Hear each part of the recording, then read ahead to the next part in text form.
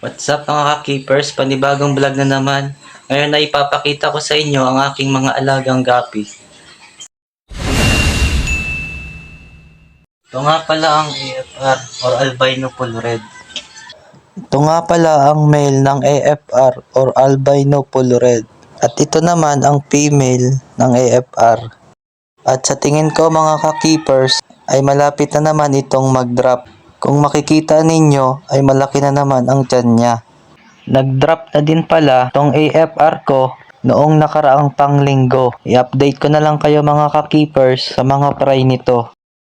At ito naman pala ang Blue Dragon Snake Skin. Ganito ang itsura ng male niya.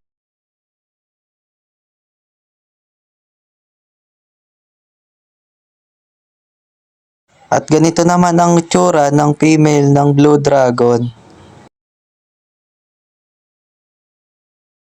At nag-drop na din pala ito mga ka-keepers. Kasabayan ng AFR natin. Itong susunod naman natin ay ang Red Dragon Snake Skin.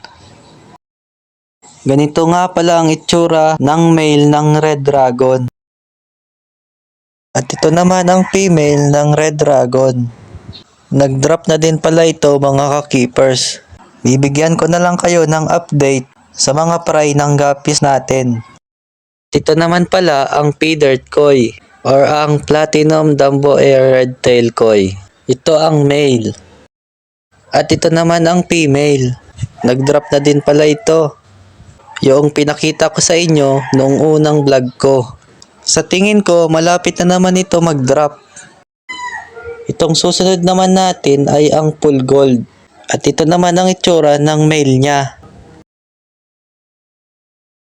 At ito naman ang itsura ng female ng full gold. Hindi ko alam kung nag-drop na ba siya noong una or baka kinain lang niya kasi pumayat yung kanyang body. Pero sa tingin ko ngayon, malapit na din siyang mag-drop.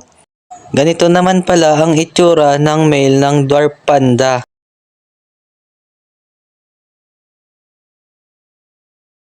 At ganito naman ang female.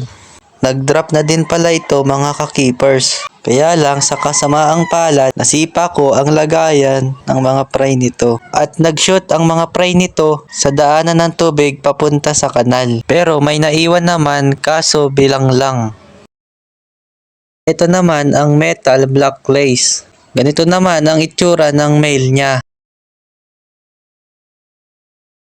At ito naman ang female. Nag-drop na din pala ito mga keepers kasabayan ng Blue Dragon at AFR. Kung makikita nyo ay malaki na naman ang tiyan niya. Panigurado ako na malapit na naman itong mag-drop. Naman ang Platinum Full White. Ganito ang itsura ng male niya. At ganito naman ang female. Kakabili ko pa lang ito noong nakaraang linggo. Update ko din kayo pag nag-drop na ito. At ito naman ang Albino Blue Topaz. Ganito ang itsura ng male niya. At ganito naman ang female. Swap nga lang pala ito sa akin. Itong ipapakita ko sa inyo ay ang Yellow Lace King Cobra male. Ganyan ang itsura ng male niya. Pala yan partners mga ka-keepers kasi namatay yung female. Nandito na lang mga keepers, pa-like and follow naman sa page ko. Salamat!